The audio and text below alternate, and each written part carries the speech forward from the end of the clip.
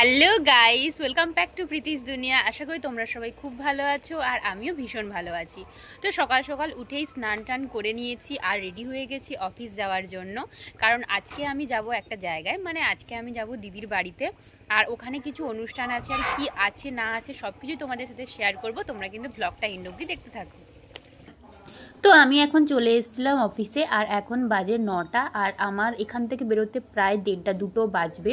তো আমি বসেছিলাম আর এখন কোনো কাস্টমার ছিল না, তাই আমি কাজ করছিলাম না, তাই বসে বসে একটু ভিডিও করে নিয়েছিলাম। আর আজকে কিন্তু একটা অনুষ্ঠান আছে দিদির বাড়িতে। তো দেখো এখন প্রায় 2:30 বাজে আর আমি দিদির বাড়িতে চলে এসেছি। দিদির বাড়িতে এসেই আমি তোমাদেরকে একটু ভিডিও করে দেখাচ্ছি। দিদির বাড়ি কিন্তু একদম রাস্তার ধারেই। আর এই দেখো, এখান দিয়ে ঢুকলেই দিদির বাড়ি, আর সামনে একটা পুকুর আছে, পিছন দিকেও একটা পুকুর আছে। আর এটাই হলো জিজুর বাড়ি। জিজু দিদি দুজনেরই বাড়ি, আর আমি চলে এসেছিলাম তাই ভিডিও করে নিলাম। অনেকেই দেখতে চেয়েছিলে আমার জিজুর বাড়ি। আর এখানে সামনে অনেকটা জায়গা আছে, এখানে ধান চাষ করলে এখানে রাখা হয়। তো দেখো, এটাই হলো আমার দিদি আর জিজুর বাড়ি।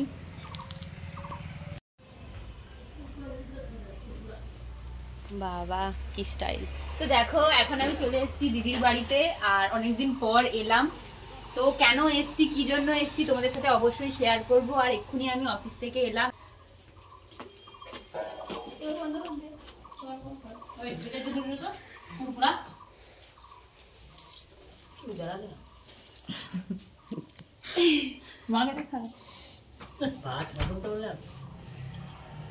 তো দেখো, আমরা এখন সবাই মিলে চলে এসেছি দিদির বাড়িতে। মাও এসছে আর মাসিমা ওখানে রান্না করছে, একটু পরে খাওয়া দাওয়া হবে। তো যে কারণে আজকে আমরা জিজুর বাড়িতে এসেছি, কারণটা তো তোমাদেরকে অবশ্যই বলবো। তার আগে বলে দিই, আমরা এখন চলে এসেছিলাম জিজুর মামা বাড়িতে। আর এটা হলো জিজুর মামা বাড়ির মন্দির। এখানে আছে গৌর নিতাই আর গোপাল ভোগ দেওয়া হচ্ছে। তো কারণটা হলো যে আজকে আমার দিদির 5 মাসের শ্রাদ্ধ খাইয়েছিল আমার মাসিমা।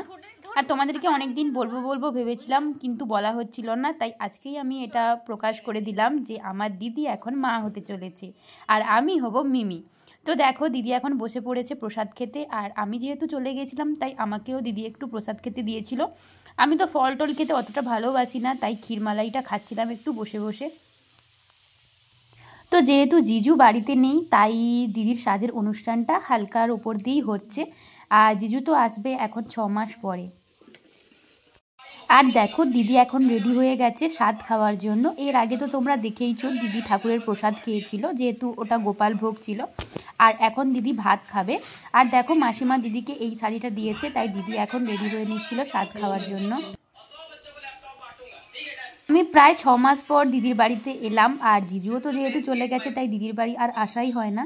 তাই একটু এসে ভিডিওগুলো করে নিচ্ছিলাম দিদির সাথে।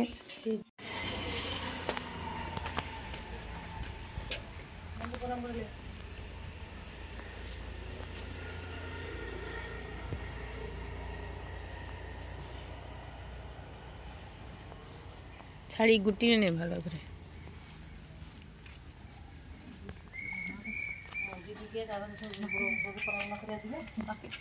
না মা, তাকাও।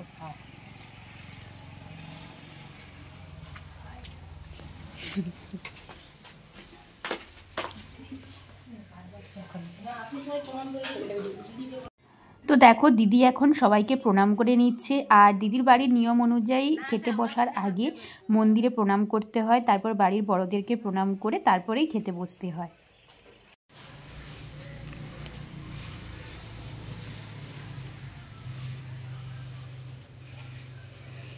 ওইখানে দেখাই ভিডিওটা করছি।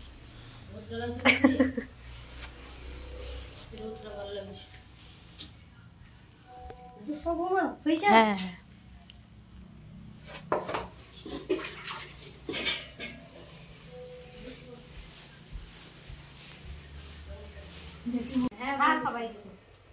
এই ভিডিওগ্রাফারটাকে দরকার ছিল এই মুহূর্তে। হ্যাঁ হ্যাঁ বলছো। সবাইকে প্রণাম করছি দিদি দিদিকে সবাইকে। আচ্ছা রোজ যা। হ্যাঁ হ্যাঁ বস। না না, এটা তো ভিডিও করছেন গাইস এখন। হ্যালো গাইস, কথা বলবেন তো আসলে। এসে কথা বলবেন দাঁড়া। যেহেতু আজকে দিদিকে গোপালের ভোগ খাওয়ানো হচ্ছে, তাই আজকে মাছের কোনো আইটেম ছিল না, সব কিছু নিরামিষের ওপরেই ছিল। কেন না না গাইস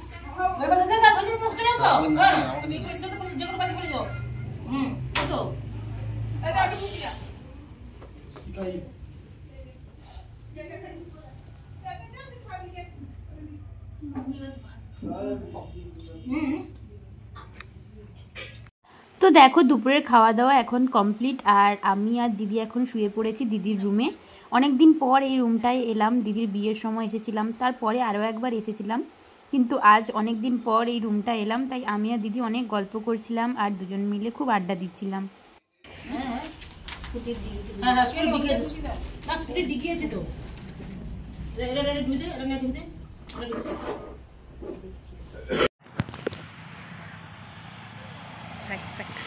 আসছি তাহলে।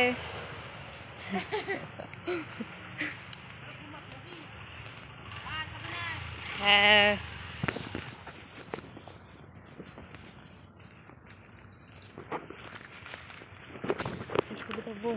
তো আমরা এখন সবাই বাড়ি চলে যাচ্ছি। হ্যাঁ দিদি গাড়ি আছে।